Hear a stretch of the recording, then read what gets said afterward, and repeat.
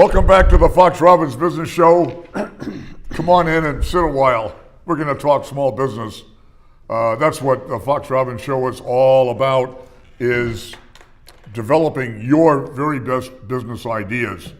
And it really doesn't matter, if you're just thinking about starting a business, or you're actually in the act of starting a business, or you have one that's up and running that needs new direction or help or encouragement. That's what we're here for.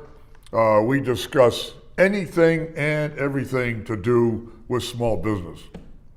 No holes barred. No holes barred. No topic beyond us. And I'm the co-host, Bill Fox, but the other co-host, now listen, this guy, they say, I'm not sure, but I've heard this Who are they? in the streets, that this guy is magnetic, he's vibrant, and he's charismatic. He's Coach Robbins. Mr. Bill, how are you? Magnetic. Very good. Coach is day in and day out. Day in and day out is helping, counseling with, and helping small business people, or those just thinking about it. I would say about 40% of the people that I see on a daily basis thinking about starting a business, half of them do start a business, and the other 60% are people in the small business looking to expand, or looking to grow, or looking to borrow some money, or they've got a need for somebody with some business experience, which I've got scars all over me for business experience. Don't bother taking your shirt off. No. I see the bullet holes.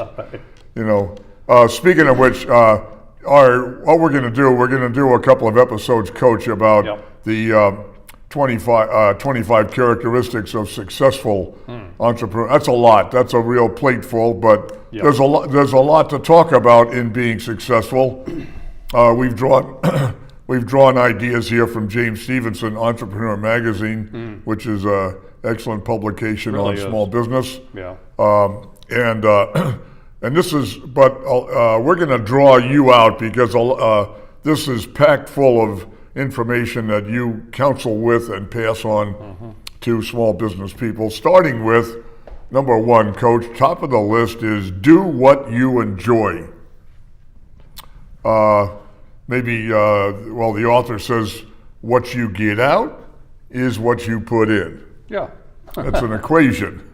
And if you're not putting anything in because you really don't enjoy it, then you're not going to get anything out. And, you got to do it. When you're an entrepreneur, you got to do it every day. You're thinking about it 24/7, quite frankly. Even on weekends, it's your business, it's your baby, you love it, hopefully. And you're thinking about it constantly, and you're saying to yourself, gee, I could do this next Tuesday or Monday. I think this might be a good way to go.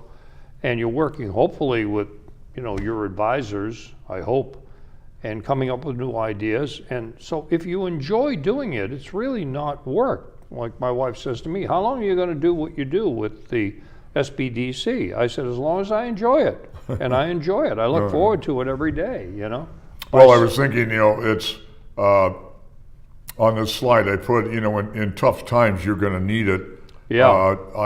That's the idea that popped into my mind is this starting a business is just not, continuous enjoyment. There are tough That's times right.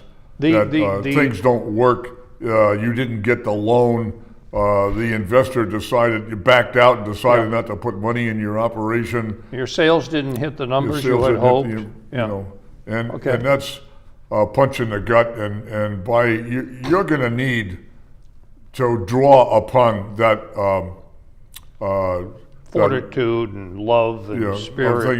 If you don't, that's going to be... It's going to happen. I guarantee it's going to happen. There are very, very few businesses that just take off and they're, success curve. Success curve in the entrepreneurial business looks something like this, and hopefully you get up there and doesn't go down there. Well, my slide number 2 says take what you do seriously, such as, truly believing in what you sell. Yeah. That also reminds me, Coach, that with people starting a business or running a business, say, well, I don't sell. I'm not a salesman. Oh, I'm not in sales. I'm not good with that. Yeah, right. You know what I tell them? get a day job. Because you're going to be in sales if you're in business for yourself, especially if you're the only one. And salespeople, good salespeople, are expensive, and it's okay once you've got revenue coming in to be able to hire them. But at first, it's you and maybe a few other folks, and you better be good. And you can't sell what you don't believe in. And you know what? It's so easy to sell something you do believe in. I really think my product and my service is excellent. And it's really easy to tell somebody with a straight face, look, I do this very well, and they'll buy from you if they're convinced. A major problem, taking what you do seriously can involve lack of focus. Yeah. Major problem.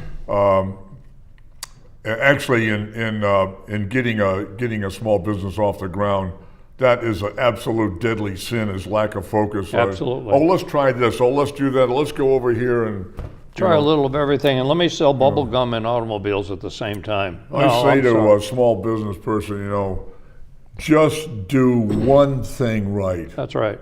We'll come up with a slide later that'll show you. Yeah. Just do that one thing. What was it? What movie was that? One Thing with Billy Crystal. Jack Palance said you got to do one thing. Right. Well, in businesses, just do that one thing. Right. You can add more later, but do that one thing better than anybody else. Naysayers, they saw naysayers, negativity types, might prevail. I want to hear naysayers. I don't want to ignore people saying it might not, this might not work, that might. I want to hear that side of the story and then come up with a reason why I think they're wrong. I don't want to just shun the naysayers. I want to listen to them, but I'm not going to do exactly, what they say to me all the time. Taking what you do seriously involves, watching your money very carefully. Oh yeah. You could say, you're starting a business, and someone says, "Where's your factory? Where's your office? Where's your? How come you're not, over in the office park? Yeah, pack. Yep. Or a storefront, and maybe that's the case, and you're shaken. I mean, that shakes you. I congratulate you, because you don't need that fancy office. Nope. That's a great way. What they say in entrepreneurship is money burn. Is setting money on fire. Yeah, right. And when you're an entrepreneur, you bootleg the heck out of everything. Yeah. You get. So you say, well, I have to have an office to go to, or I have to have a secretary, or I've got to have BMW to drive to work in. Yeah. That's not going to do the customers any good. Now, there's times you need a good office if it is of value to a customer. Yeah. But if it's not, then you don't need it. And number 3, Coach, plan everything. That's a biggie with me. Planning is a must. That's a major reason for failure. In the small business front is lack of planning. Well, when you've heard it a million times, if you fail to plan, you're planning to fail. I'd rather do some planning on paper and in my head and take a look at something and say, gee, that doesn't seem like a very good idea on paper, then it's probably not a good idea to try to execute it in real life too. Right. So, yeah, planning is absolutely critical to the success road. Well, I like the word discipline. Well, discipline if following the plan. Maybe there are those who want to start a business who hate that word. That to me it's a key word, meaning doing some research, analysis, collecting data, reaching conclusions. Writing a business plan or marketing plan. If you want to borrow money, the business plan is the only way you're going to get it from a lender. He wants to see that you've actually done the work. And no, you can't hire somebody to go write your business plan. Yeah. You need to do it yourself. You can hire people or get free advice from people that can show you how to do it. But it's more about the process you put your own brain through than it is the piece of paper that you print out of your computer. Now, when I think of planning, Coach, I think of you, the pilot. Yep. I'll help this is not a crummy analogy, but I'm saying planning. Oh, I am a pilot.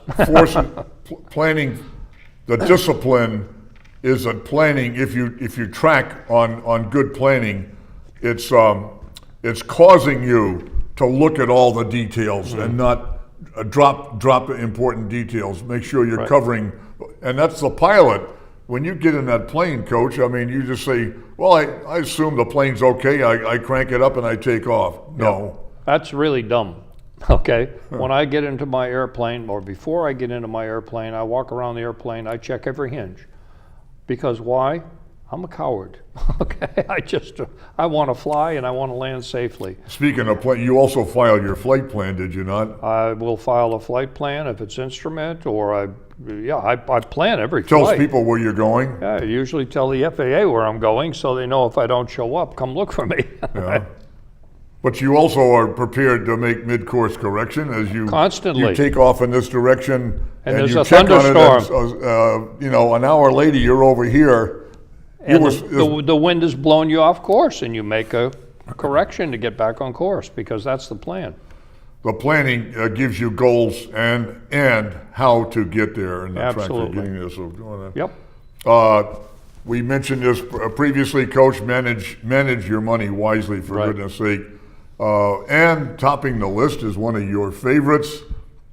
The three different rules of business. Number one is cash flow. Number two is cash flow, and number three is Cash flow, right. Because with cash flow, you stay in business, quite frankly. right, It keeps you in business. Now, over the long term, obviously, profitability is critically important to staying in business and growing it. But in the short run and every day, cash flow is what keeps you in business. Because if you're going to run out of cash, you're going to run out of business. You can't pay your payroll, you can't, and I've told the story so many times of I was overly successful in the first business I actually bought, and doubled the business and was broke. I didn't have any cash. Well, because all my cash was tied up in new inventory and new receivables that were still good, but I was growing the business so fast I wasn't paying attention to cash flow, just profitability. That's a mistake. It's not like it's bundles of fun to look at the money coming in. Mm-hmm. It's not money. It's the money. But when I want to know how When. much and when is it? When am I going to get it? It's got to come in And- before you can spend it. And I'm going to match that against What you I know, need, what I'm going to spend when I need to spend it. Yeah, match that that's right. so that the timing, not how much money, the timing. The timing. Timing is critical. Absolutely. Match the timing of your income Yep. with your payments, with your outgo. You bet. And the thing is funny, I said earlier when we started off, so many small business persons might say, I'm not a salesperson. Mm-hmm. I'm not a peddler. I'm not a peddler. Anyone. Oh, good. Get a day job. Yeah. If you don't love what you do, if you don't really understand what you do, if it's not really something you believe in, and then no, you're not going to be able to sell it. Or if you're just an introvert and you really just don't want to talk to people, stay in the back room and write code. Yeah. Well, get a job from a company that'll let you sit in the back room and write code, and somebody else will go out and actually sell the programs, because somebody's got to sell it. And ask for the deal. That's what you need to do. But the Well- biggest failure, I've seen people make some of the best pitches in the world and sit there wondering why the person hasn't sold and hasn't bought. You need to ask for the order. Well, you might say, oh, I'm highly skilled in the product design, Yeah. or in advertising, or in PR. Yeah, that's great. But if you don't ask for the deal, You're not going to get it, more than likely. it's funny though. One of the things about asking for the deal, that sounds, those watching the show would say, well, that sounds pretty simple. I mean, it isn't. Partly there's a emotional, there's a psychology. Maybe you're not asking for the deal because you're afraid that person might say no. Yeah, absolutely. That's probably why you don't want to close it. But you need to get that person to take action, and they're a good. This isn't a show about selling. We've done that, and I've done courses in selling, and this is about getting an positive action taken. So you can do trial closes. Do you want a red car or the blue one? Actually, I want you guys to know that Coach and I,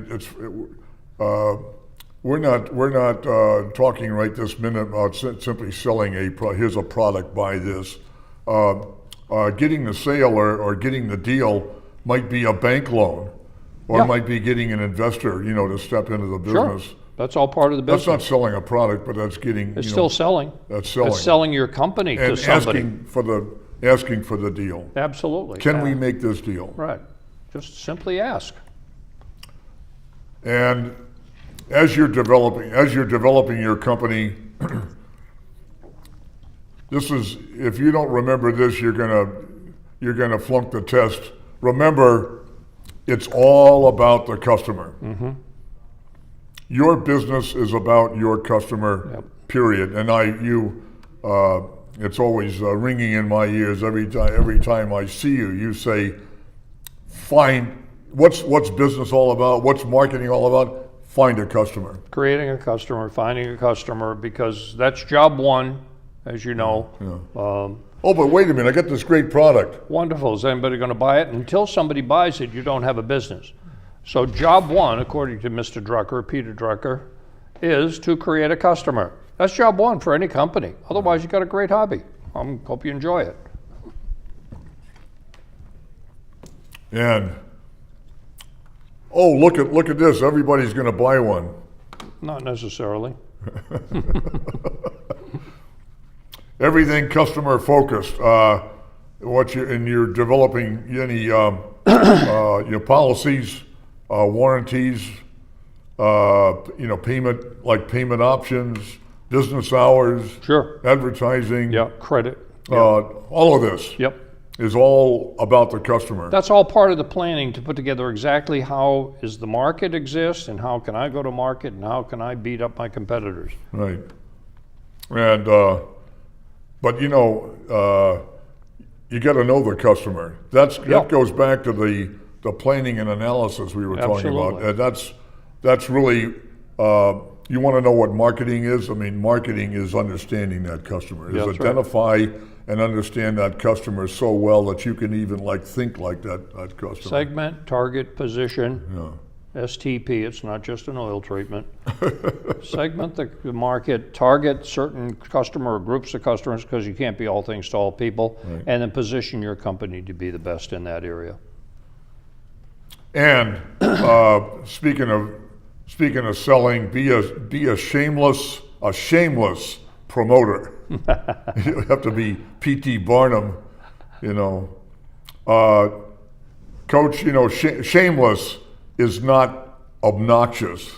No, that's a misnomer. Absolutely, no. It's not. It's not being obnoxious, and selling isn't obnoxious. I actually would sit with a customer, and if I didn't think I had the best product for them, I didn't want to sell them, quite frankly, because they're probably going to not like it and maybe even diss my company or whatever. And I'd tell them, I don't think we're the best fit for you. I've told people that. Mm-hmm. And I said, maybe you ought to try somebody else. And I want people to be delighted with what I'm selling, because they're going to go out and say, you don't buy from him? That's the best. You ought to see it. They become evangelists for the company. But if you're hesitant, if you hesitate and say, "Oh, I don't want to be," the guy in the check suit with the funny hat and the red nose and run around and be a shameless promoter. Well, shameless beats hiding your light under a bushel. Yeah, it does. Right? If I had to choose between the two, quite frankly, people say to me, are you afraid of rejection? Going back to asking for a close, you're afraid of rejection? Yeah. You can't hurt my feelings. I don't care. You don't want what I'm selling. I think it's the best thing for you. But thanks anyway. I move on to the next client. I've got it on this slide that you would say to people starting a business or people with a business up and running. And self-promotion may be the most underutilized skill that small business people should take a look at. Yep. And encourage that type of activity. You bet.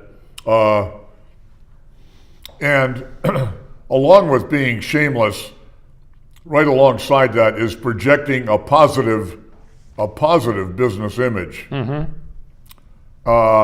You would want to project a -1. or it's because you don't care, or you're not paying attention, or you didn't plan, Yeah. or you didn't focus, Right. or you never did understand the customer. And you didn't even understand your own product or service that Yeah. you're offering and why it is good, and you don't believe in it, and you're not passionate about it, so get a job.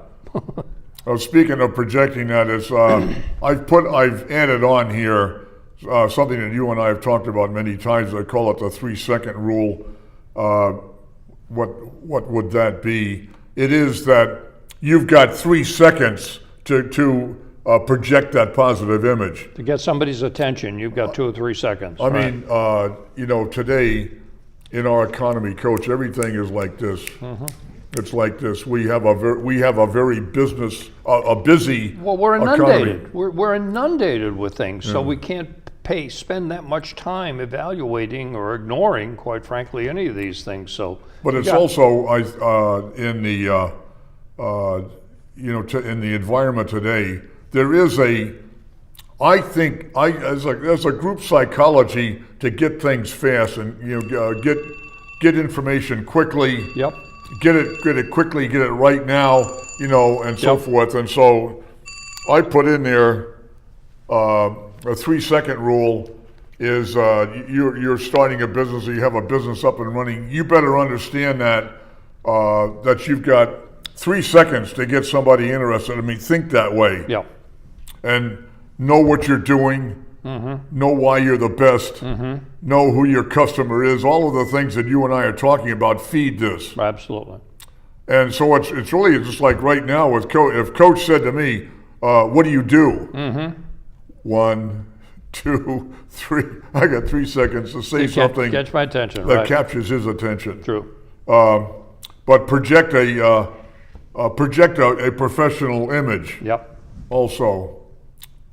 Well, and it's a professional. What's that mean? When you just ask me, what do I do? And I say, well, I don't know. I mean, I kind of do this and that. That ain't professional. No. And you can rely on, if you're projecting an image, you can rely on imagination, creativity, and attention to detail in developing that skill. Right. And getting back to getting to know your customer. I mentioned that earlier. Well, get to know your customer. That's not a simple deal. No, it's not. In fact, if you don't think that's simple, why is Sears and Roebuck, well, it's just Sears now. Yeah. How come they're Roebuck's been gone going? 100 Explain to me why they're going out of business. Who are they? They're soon you'll put up, I think, in the second show, a chart which we found that shows that Sears is stuck in the middle. We're going to explain that. That's right. Who are they? Are they cheaper, say, do you different, think- better? What? I don't know who you they actually are. think, get back to the rudiments here. Do you That's think right. they know their customer? Yeah. No, they don't. They Well, think then how come the customer isn't walking in the door and flooding the stores? that's why they're going out. But, so, I mean, Coach and I are talking about small business. We're talking about starting a business, and then we leap over here to this giant mega corporation. But, in whether you're small, medium, or large, getting to know the customer is essential every Right. step along the way. And here, speaking of jumping from Sears back to the small company Well, or what's the startup, good for a big business, a small business, doesn't matter the size of the business. That doesn't matter at all. Who are you? Who's your customer? Why would a customer go to Sears instead of the Lowe's for an appliance? Why would a customer go to Sears for clothes instead of Macy's for clothes? Why would a customer go to Sears for a television instead of Best Buy? I mean, what makes them different? They're selling the same exact thing as these other people, because it's all in one place. Well, the all in one place we're talking about is online. That's where we go. If you're a small business person, a startup, or you're up and running, but you're a small business, what you could do, and what you can do, is offer personalized attention. You could do that. Well, you should could. do that. You can do that, but I mean, That's one thing you could do. That's what Nordstrom's does, personalized attention. So they charge a little bit more for that, and that's fine, but you need to understand the product, the price, the place, the promotion, marketing, and how they all fit together. They've got to match.